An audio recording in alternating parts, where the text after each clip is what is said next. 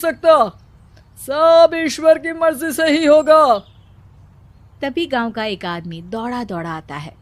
सरपंच साहब, जमींदार साहब, वो कालिया है ना, उसकी बेटी पढ़ने के लिए शहर जा रही है। अच्छा, ये कब हो गया? और कालिया की हिम्मत कैसे हो गई ऐसा करने की? लेकर आओ उसे और उसकी बेटी को। बस फिर क्या था, हाजिर हो जाते हैं कालिया और उसकी बेटी सरपंच के सामने। और कालिया, ये क्या सुनने में आ रहा है? बेटी को इंजीनियर बना रहा है तू? और ये बता, गांव में तो स्कूल नहीं है, फिर कहां से इतनी क्लास पास कर गई तेरी बेटी? राधा, जो कि कालिया की बेटी है, उसे लगता है कि सरपंच उसकी तारीफ कर रहे हैं। सरपंच जी, मैंने ऑनलाइन पढ़ाई की है, डिस्टेंस लर्निंग से। सभी में मैंने अच्छे नंबर पाए हैं, जिसे देखते हुए शहर की इंजीनियरिंग कॉलेज में मुझे स्कॉलरशिप मिली है। वाह जी वाह, क्या होती है ये? पहले तो ये बताओ, फिर आगे की बात करते हैं।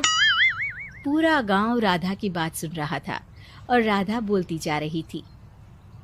तो ऐसे मैं फ्री में एक अच्छी शिक्षा लेकर गांव में जो कुछ परेशानियां हैं, जैसे बिजली, पानी और इंटरनेट जैसी समस्याओं के लिए काम करूंगी।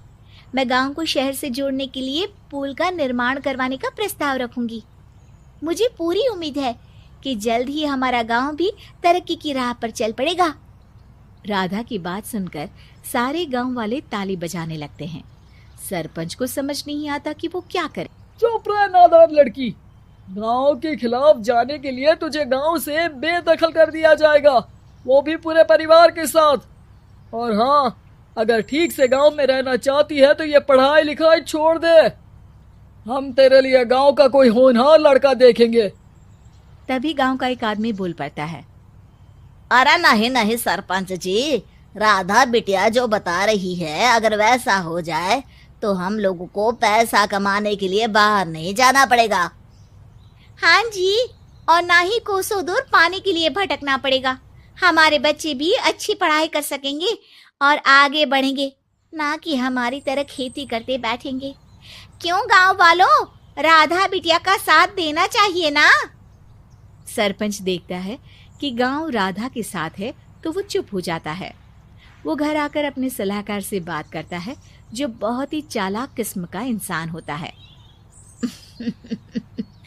अरे सरपंच साहब, आपको बहुत ही होशियारी से काम लेना पड़ेगा। एक बार गांव तरक्की कर गया, यहाँ के बालक पढ़ लिए तो कोई ना पूछेगा आपको। और फिर ये जो बेटा और बेटी है ना आपके, इनको भी आम लोगों की तरह ही जीवन जीना होगा। हाँ, लेकिन करे तो क्या करे? वो ना आप मुझ पर छोड़ दीजिए, बस मैं जैसा बोलूं करते जाइए। अगले रोज सुबह जब गांव वाले सोकर उठते हैं तो राधा के घर के बाहर और साथ ही वो लोग जिन्होंने राधा का सपोर्ट किया था, उनके घर के आगे लाल रंग से कल आऊंगी लिखा होता है। कल आऊंगी? ये क्या होता है? अरे यह तो खून से लिखा है, लगता है कोई भूत प्रेत या चुड़ैल का साया है। चलो सरपंच जी के पास चलते हैं। सभी सरपंच के पास जाकर उसे सारी बात बताते हैं। और ये तो बड़ी मुश्किल की बात है। चलो, मैं एक बाबा को जानता हूँ, उन्हें बुला लेता हूँ। सरपंच बाबा को लेकर गांव के घर के बाहर जाता है। ओहो, तो ये वो चुड़ैल है जो उन लोगों को निशाना बनाते हैं जो गांव को बदलने का सपना देखते हैं। वो गांव को ऐसे ही संपन्न देखना चाहती है, वो नहीं चाहती कि कोई बाहरी यहाँ का कायाकल्प करे। क्या तुम लोगों में से किसी ने गांव को बदलने की सोच रखी है? तभी राधा की माँ रोते रोते आती है। मेरी राधा घर से गायब हो गई है। अरे कोई तो बचाओ, मेरी बच्ची कहाँ गई?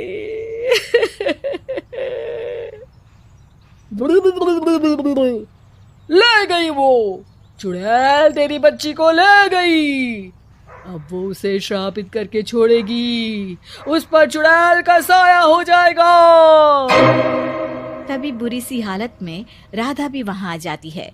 उसके बाल चुड़ैल की तरह फैले होते हैं और कपड़ों में खून लगा होता है। सभी राधा को देखकर डर जाते हैं। माँ, पता नहीं मुझे कौन उठा कर ले गया था।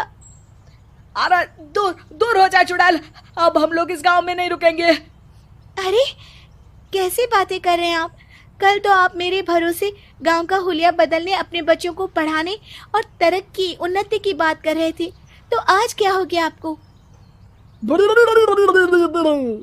ये फिर तुम लोगों को बहकाएगी।